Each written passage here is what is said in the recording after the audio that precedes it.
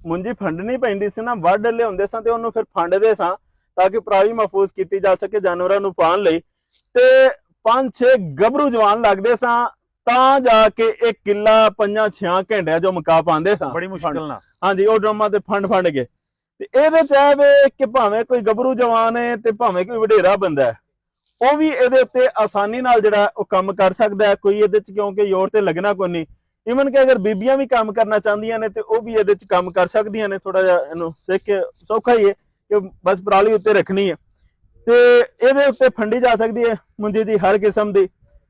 ਅੱਛਾ, ਇੱਥੇ ਕਈ ਲੋਕੀ ਇਤਰਾਜ਼ ਕਰਦੇ ਨੇ ਕਿ ਬਾਕੀ ਮੁੰਜੀਆਂ ਤੇ ਫੰਡ ਕਰਦੀਆਂ ਨੇ ਜੀ ਜੀ, ਲੇਕਿਨ ਸੁਪਰ ਮੁੰਜੀ ਹਾਰਡ ਹੁੰਦੀ ਹੈ, ਉਹ ਫੰਡੀ ਨਹੀਂ ਜਾਂਦੀ। ਐਸਾ ਹੀ ਹੈ। ਤੇ ਜਨਾਬ ਇਹਦੇ ਵਿੱਚ ਅਸਾਂ ਜਿਹੜਾ ਪ੍ਰੈਕਟੀਕਲ ਅੱਜ ਕਰਵਾਇਆ ਹੈ, ਇਹਦੇ ਵਿੱਚ ਅਸਾਂ ਸੁਪਰ ਮੁੰਜੀ ਫੰਡੀ ਹੈ ਤੇ ਨਾਲ ਗਿੱਲੀ ਮੁੰਜੀ ਫੰਡੀ ਹੈ। ਕਿਉਂਕਿ ਹਾਰਡ ਤੇ ਹਰ ਕੋਈ ਫੰਡ ਲੈਂਦਾ ਹੈ, ਗਿੱਲੀ ਮੁੰਜੀ ਫੰਡ ਕੇ ਵਿਖਾਈ ਹੈ ਕਿ ਜੇ ਗਿੱਲੀ ਮੁੰਜੀ ਆਸਾਨੀ ਨਾਲ ਫੰਡ ਲੈਂਦੀ ਹੈ ਤੇ ਇਹਦੇ ਵਾਸਤੇ ਸੁੱਕੀ ਮੁੰਜੀ ਫੰਡਣਾ ਕੋਈ ਏਡਾ ਹਾਰਡ ਕੰਮ ਨਹੀਂ ਹੈ। ਠੀਕ ਹੈ ਜੀ। ਅੱਛਾ, ਇਹ ਦੱਸੋ ਕਿ ਇਹ 1 ਘੰਟੇ ਦੇ ਵਿੱਚ ਕਿੰਨਾ ਵਰਕ ਕਰੇਗੀ? 1 ਕਿੱਲੇ ਨੂੰ, 1 ਏਕੜ ਨੂੰ ਇਹਨੂੰ ਫੰਡਣ ਵਾਸਤੇ ਕਿੰਨਾ ਟਾਈਮ ਚਾਹੀਦਾ ਜੀ? ਤਕਰੀਬਨ ਕਹਿ ਸਕਦੇ ਹਾਂ ਕਿ ਤਕਰੀਬਨ 1.5 ਘੰਟੇ 'ਚ ਇਹਨੇ ਕਿੱਲਾ ਫੰਡ ਛੱਡਣਾ। 1.5 ਘੰਟੇ 'ਚ ਜੀ ਤਕਰੀਬਨ। ਕਿੰਨੇ ਬੰਦੇ ਜਿਹੜੇ ਨੇ ਤੇ ਕੰਮ ਕਰ ਸਕਦੇ ਨੇ? ਐਟ ਅ ਟਾਈਮ 3 ਬੰਦੇ ਇਹਦੇ ਤੇ ਆਸਾਨੀ ਨਾਲ ਕੰਮ ਕਰ ਸਕਦੇ ਨੇ। 3 ਬੰਦੇ? ਜੀ ਜੀ ਬਿਲਕੁਲ। ਅੱਛਾ, ਇਹਦਾ ਕਿੰਨਾ ਖਰਚਾ ਜੀ ਔਰ ਕਿੰਨੇ ਦੀ ਮਿਲੇਗੀ ਜਨਾਬ? ਇਹ ਪ੍ਰਾਈਸਿਸ ਜਿਹੜੀਆਂ ਨੇ ਉਹ ਵੱਧ ਘੱਟ ਹੁੰਦੀਆਂ ਰਹਿੰਦੀਆਂ ਨੇ, ਲੇਕਿਨ ਅੱਜ ਜਿਹੜਾ ਅਕਤੂਬਰ 2023 ਹੈ, ਇਹਦੇ ਵਿੱਚ ਇਹਦੀ ਪ੍ਰਾਈਸ ਜਿਹੜੀ ਹੈ ਬਗੈਰ ਪੀਟਰ ਜਾਂ ਬਗੈਰ ਮੋਟਰ ਤੋਂ 1,15,000 ਰੁਪਏ। ਬਾਕੀ ਪੀਟਰ ਕਿਸੇ ਨੇ ਲਾਣਾ ਉਹ ਆਪਣੀ ਮਰਜ਼ੀ ਦੇ ਮੁਤਾਬਿਕ, ਜਿਹੜਾ 6 ਦਾ ਲਾਣਾ ਹੈ, 8 ਦਾ ਲਾਣਾ ਹੈ, ਮੋਟਰ ਲਾਣੀ ਹੈ, ਉਹ ਉਹਦੀ ਆਪਣੀ ਮਰਜ਼ੀ ਹੈ ਜਿਹੜੀ ਸ਼ਾਇਦ ਲਵਾਉਣਾ ਚਾਹੇ। ਠੀਕ ਹੋ ਗਿਆ, ਯਾਨੀ ਕਿ ਬਗੈਰ ਪੀਟਰ ਤੁਸੀਂ ਇਹਦੀ ਕੀਮਤ ਦੱਸ ਰਹੇ ਹੋ ਜੀ। ਤੇ ਦੋਨੇ ਇਕੱਠੇ ਹੀ ਦੋਗੇ ਜਾਂ ਜਿਹਨੂੰ ਜਿਹੜੀ ਜ਼ਰੂਰਤ ਉਹ ਮਿਲ ਜਾਏਗੀ? ਜਿਹਨੂੰ ਜਿਹੜੀ ਜ਼ਰੂਰਤ ਹੈ, ਜਿਹਨੂੰ ਇਹਦੀ ਜ਼ਰੂਰਤ ਹੈ ਉਹਨੂੰ ਇਹ ਦੇਾਂਗੇ, ਜਿਹਨੂੰ ਉਹਦੀ ਜ਼ਰੂਰਤ ਹੈ ਉਹ ਮਸ਼ੀਨ ਜਿਹੜੀ ਹੁਣ ਮੌਜੂਦਾ ਦੀ ਕੀਮਤ, ਹਾਲਾਂਕਿ ਵੀਡੀਓ ਚ ਅਗਰ ਅਸੀਂ ਦੱਸ ਦਿੰਦੇ ਹਾਂ ਤੇ ਬਾਅਦ ਚ ਫਿਰ ਲੋਕੀ ਬਾਅਦ ਚ ਵੀਡੀਓ ਦੇਖਦੇ ਨੇ 6 ਮਾਹ ਬਾਅਦ, ਸਾਲ ਬਾਅਦ, ਤੇ ਉਹ ਕਹਿੰਦੇ ਨੇ ਕਿ ਜਨਾਬ ਵੀਡੀਓ ਚ ਤੁਸੀਂ ਇਹ ਕੀਮਤ ਦੱਸੀ ਸੀ, ਇਸ ਵਜ੍ਹਾ ਤੋਂ ਅਸੀਂ ਕੀਮਤ ਤੋਂ ਇਤਰਾਜ਼ ਵੀ ਕਰਨੇ। ਲੇਕਿਨ ਫਿਲਹਾਲ ਹੁਣ ਮੈਂ ਦੱਸ ਦਿੰਦਾ, ਅਕਤੂਬਰ 2023 ਇਹ 4.5 ਲੱਖ ਰੁਪਏ ਦਾ ਟਰੈਕਟਰ ਹੈ। ਰੈਪਰ ਜਿਹੜਾ 1.5 ਲੱਖ ਰੁਪਏ ਦਾ, ਜਿਹੜਾ ਵੀ ਤੁਹਾਨੂੰ ਰੈਪਰ ਲੈਣਾ ਉਹ 1.5 ਲੱਖ ਰੁਪਏ ਦਾ, ਟਰਾਲੀ ਬਣਵਾਉਣੀ ਉਹਦੀ ਉਹ ਵੀ 1.5 ਲੱਖ ਰੁਪਏ ਦੀ ਹੈ। ਤੇ ਯਾਨੀ ਖਾਲੀ ਟਰੈਕਟਰ ਜਿਹੜਾ 4 ਟਾਇਰਾਂ ਵਾਲਾ ਉਹ 4.5 ਲੱਖ ਦਾ। ਠੀਕ ਹੋ ਗਿਆ। ਹਾਂ ਸਨ, ਕਿਉਂਕਿ ਇਹ ਸੀਜ਼ਨ ਜਦੋਂ ਆਉਂਦਾ ਹੈ ਮੁੰਜੀਆਂ ਵੱਢਣ ਦਾ ਜੀ ਜੀ, ਤੇ ਬਾਅਦ ਔਕਾਤ ਮੌਸਮ ਵੀ ਖਰਾਬ ਹੋ ਜਾਂਦਾ ਹੈ ਤੇ ਲੋਕਾਂ ਨੂੰ ਜਲਦੀ ਹੁੰਦੀ ਹੈ ਮੁੰਜੀ ਵੱਢਣ ਦੀ। ਜੀ ਜੀ, ਉਸ ਦੌਰਾਨ ਜਿਨ੍ਹਾਂ ਕੋਲ ਮਸ਼ੀਨਾਂ ਨੇ ਵੱਡੀਆਂ ਉਹ ਮਨਮਾਨੇ ਪੈਸੇ ਮੰਗਦੇ ਨੇ ਤੇ ਬਾਅਦ ਔਕਾਤ ਮਸ਼ੀਨ ਮਿਲ ਪਾਉਂਦੀ ਹੈ, ਬਾਅਦ ਔਕਾਤ ਮਨਮਾਨੇ ਪੈਸੇ ਦੇ ਕੇ ਵੀ ਮਸ਼ੀਨ ਨਹੀਂ ਲੱਭ ਪਾਉਂਦੀ। ਉਹ ਸੂਰਤ 'ਚ ਫਿਰ ਜ਼ਰੂਰਤ ਸੀ ਕੁਝ ਐਸੀਆਂ ਮਸ਼ੀਨਾਂ ਦੀ ਕਿ ਜਿਹੜੀਆਂ ਇਹ ਲੋਕਾਂ ਦੇ ਮਸਲੇ ਨੂੰ ਹੱਲ ਕਰ ਸਕਣ। ਉਹਦੇ ਵਾਸਤੇ ਮੁੰਜੀ ਵੱਢਣ ਵਾਸਤੇ ਵੀ ਅਸਾਂ ਮਸ਼ੀਨ ਲਹਿਦਾ ਬਣਾਈਏ, ਮੁੰਜੀ ਫੰਡਣ ਵਾਸਤੇ ਇਹ ਵੀ ਬੜਾ ਮਸਲਾ ਸੀ। ਬਾਅਦ ਲੋਕ ਆਉਂਦੇ ਸਨ ਉਹਨਾਂ ਇਲਾਕਿਆਂ 'ਚ ਜਿੱਥੇ ਬਾਰਿਸ਼ ਵਗੈਰਾ ਹੋ ਜਾਂਦੀ ਹੈ, ਉਹ ਥੱਲੇ ਖੋਬਾ ਹੋ ਜਾਂਦਾ ਹੈ ਤੇ ਉਹਦੇ ਵਿੱਚ ਜਿਹੜਾ ਨਾ ਵੜਨਾ ਮਸ਼ੀਨ ਦਾ, ਵੱਡੀ ਮਸ਼ੀਨ ਦਾ ਸੌਖਾ ਕੰਮ ਨਹੀਂ ਹੁੰਦਾ। ਉਹ ਫਿਰ ਆਉਂਦੇ ਹਾਂ ਕਿ ਸਾਨੂੰ ਅਸੀਂ ਚਲੋ ਹੱਥਾਂ ਨਾਲ ਵੱਢ ਤੇ ਲਾਂਗੇ, ਲੇਕਿਨ ਡਰਮ ਤੇ ਫੰਡਣਾ ਕੰਮ ਬੜਾ ਔਖਾ ਹੈ। ਉਹਦੇ ਵਾਸਤੇ ਵੀ ਫਿਰ ਅਸਾਂ ਅਲੱਗ ਤੋਂ ਇੱਕ ਮਸ਼ੀਨ ਬਣਾਈ ਹੈ ਤਾਂ ਕਿ ਫੰਡਣ ਵਾਲਾ ਮਸਲਾ ਵੀ ਹੱਲ ਹੋ ਸਕੇ ਤੇ ਜਿਹੜਾ ਵੱਢਣ ਵਾਲਾ ਮਸਲਾ ਉਹ ਵੀ ਹੱਲ ਹੋ ਸਕੇ। ਇਹ ਮਸ਼ੀਨ ਜਿਹੜੀ ਹੈ ਇਹ ਅਸਾਂ ਬਣਾਈ ਹੈ ਵੱਢਣ ਵਾਸਤੇ, ਲੇਕਿਨ ਇਹ ਸਿਰਫ ਮੁੰਜੀ ਵੱਢਣ ਵਾਸਤੇ ਨਹੀਂ ਬਣਾਈ ਗਈ, ਬਲਕਿ ਇਹਦੇ ਵਿੱਚ ਅਸੀਂ ਹੋਰ ਵੀ ਕਈ ਕੰਮ ਲੈਣੇ ਪਏ। ਜਿਵੇਂ ਕਿ ਜਿਹੜੇ ਜਾਨਵਰਾਂ ਵਾਲੇ ਨੇ ਜਿਹੜੇ ਪੱਠੇ ਛੱਠੇ ਪਾਉਂਦੇ ਨੇ ਜਾਨਵਰਾਂ ਨੂੰ, ਜਿਨ੍ਹਾਂ ਡੇਅਰੀਆਂ ਬਣਾਈਆਂ ਨੇ 150 ਜਾਨਵਰ ਦੀਆਂ, ਉਹਨਾਂ ਜਵਾਰ ਮਕਈ ਬਾਜਰਾ ਵੱਢਣਾ ਹੁੰਦਾ ਹੈ, ਉਹ ਇਹਦੇ ਤੇ ਜਵਾਰ ਮਕਈ ਬਾਜਰਾ ਵੱਢ ਸਕਦੇ ਨੇ। ਉਸ ਤੋਂ ਇਲਾਵਾ ਅਗਰ ਬਰਸੀਨ ਵੱਢਣਾ ਉਹਦੇ ਵਾਸਤੇ ਅਸੀਂ ਰੈਪਰ ਲਹਿਦਾ ਵੀ ਬਣਾ ਦਿੱਤਾ ਹੋਇਆ। ਬਰਸੀਨ ਇਹਦੇ ਉੱਤੇ ਵੱਢਿਆ ਜਾ ਸਕਦਾ ਹੈ, ਇਹਦੇ ਉੱਤੇ ਸਟਾਲਾ ਵੱਢਿਆ ਜਾ ਸਕਦਾ ਹੈ, ਇਹਦੇ ਪਿੱਛੇ ਟਰਾਲੀ ਪੈ ਸਕਦੀ ਹੈ, ਡੇਰੇ ਤੇ ਉਹ ਪੱਠੇ ਲੈ ਕੇ ਆ ਸਕਦੇ ਨੇ। ਯਾਨੀ ਕਿ ਮੁਕੰਮਲ ਟਰੈਕਟਰ ਜਿੰਨਾ ਕੰਮ ਕਰੇਗਾ। ਹਾਂ, ਤਕਰੀਬਨ ਟਰੈਕਟਰ ਵਾਲੇ ਕੰਮ ਹੀ ਇਹਦੇ ਚ ਨੇ। ਤੇ ਸਭ ਤੋਂ ਵੱਡੀ ਗੱਲ ਵੇਖੋ ਕਿ ਜਿਹੜਾ 35 ਲੱਖ ਤੱਕ ਤਕਰੀਬਨ ਸੁਣਿਆ ਟਰੈਕਟਰ ਦੀ ਕੀਮਤ ਚਲੀ ਗਈ ਹੈ। ਐਸਾ ਹੀ ਹੈ। ਜਿਹੜਾ 35 ਲੱਖ ਦਾ ਟਰੈਕਟਰ ਹੈ ਉਹਦੇ ਉੱਤੇ ਵੀ ਛੱਤ ਨਹੀਂ ਆਉਂਦੀ, ਆਪਣੀ ਲਾਣੀ ਪੈਂਦੀ ਹੈ।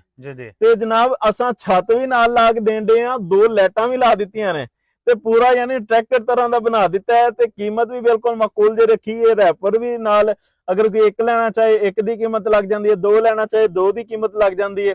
ਤੇ ਯਾਨੀ ਮਾਕੂਲ ਦੇ ਬਜਟ 'ਚ ਇੱਕ ਅੱਛੀ ਸ਼ੈ ਤਿਆਰ ਕਰ ਦਿੱਤੀ ਹੈ ਤਾਂ ਕਿ ਆਪਣੇ ਉਹ ਪੱਠੇ ਵੀ ਵੱਢ ਸਕਣ ਤੇ ਸੀਜ਼ਨ ਵੀ ਗੰਦਮ ਦਾ ਸੀਜ਼ਨ ਲਾ ਸਕਣ, ਮੁੰਜੀ ਦਾ ਸੀਜ਼ਨ ਲਾ ਸਕਣ। ਔਰ ਖੁਸੂਸਨ ਜਿਹੜੀਆਂ ਵੱਡੀਆਂ ਮਸ਼ੀਨਾਂ ਹੁੰਦੀਆਂ ਨੇ, ਹਾਰਵੈਸਟਰਾਂ ਜਿਹੜੀਆਂ ਨੇ, ਉਹ ਮੁੰਜੀ ਜਦੋਂ ਵੱਢਦੀਆਂ ਨੇ ਉਹ ਪਿੱਛੇ ਪਰਾਲੀ ਜਿਹੜੀ ਉਹ ਤਕਰੀਬਨ ਰੋਲ ਛੱਡਦੀਆਂ ਨੇ। ਐਸਾ ਹੀ ਇਹਦੇ ਵਿੱਚ ਇਹ ਵੇ ਕਿ ਨੀਵੀਂ ਜੀ ਰੱਖ ਕੇ ਤੁਸੀਂ ਮੁੰਜੀ ਵੱਢ ਸਕਦੇ ਹੋ ਤੇ ਆਪੇ ਫੰਡ ਸਕਦੇ ਹੋ, ਪਰਾਲੀ ਆਪਣੀ ਜਿਹੜੀ ਉਹ ਮਹਿਫੂਜ਼ ਕਰ ਸਕਦੇ ਹੋ। ਜੀ।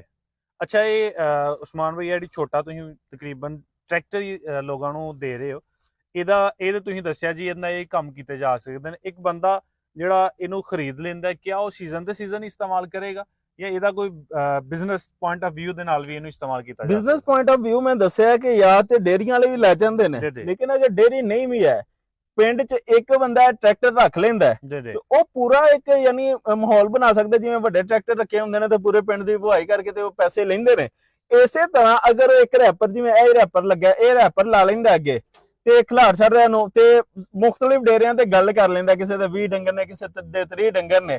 ਉਹਦੇ ਚ ਕੀ ਹੁੰਦਾ ਕਿ ਲੋਕਾਂ ਨੇ ਅਗਰ ਬੰਦੇ ਰੱਖਦੇ ਨੇ ਤੇ ਉਹ ਬੰਦੇ ਅਕਸਰ ਭੱਜ ਜਾਂਦੇ ਨੇ। ਸਾਡੇ ਮਸ਼ਰਕੀ ਪੰਜਾਬ ਚ ਬਹੁਤ ਜ਼ਿਆਦਾ ਮਸਲਾ ਹੈ ਵੇ ਕਿ ਲੇਬਰ ਦੀ ਵਜ੍ਹਾ ਤੋਂ ਲੋਕੀ ਡੇਅਰੀਆਂ ਛੱਡੀ ਆਉਂਦੇ ਨੇ ਕਿ ਲੇਬਰ ਭੱਜ ਜਾਂਦੀ ਹੈ।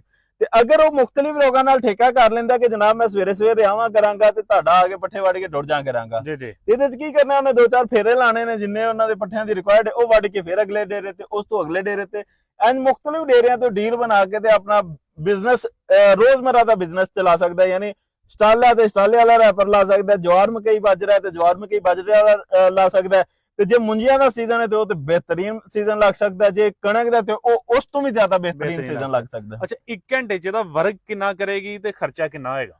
ਜਨਾਬ ਮੁਖਤਲਿਫ ਫਸਲਾਂ ਤੇ ਮੁਖਤਲਿਫ ਇਹਦਾ ਵਰਕ ਹੈ। ਹੁਣ ਅਸੀਂ ਮੁੰਜੀ ਤੇ ਮੌਜੂਦ ਹਾਂ ਤੇ ਮੁੰਜੀ ਦੀ ਗੱਲ ਕਰ ਲੈਂਦੇ ਆ। ਤਕਰੀਬਨ ਇਹਨੇ ਜਿਹੜਾ ਨਾ 1.25 ਘੰਟਾ ਇਹਨੇ ਚੱਲਣਾ ਕਿੱਲੇ 'ਚ, ਤੇ ਇਹਨੇ ਤਕਰੀਬਨ 1.5 ਤੋਂ ਪੌਣੇ 2 ਲੀਟਰ ਇਹਨੇ ਤੇਲ ਖਾ ਜਾਣਾ, ਠੀਕ ਹੈ।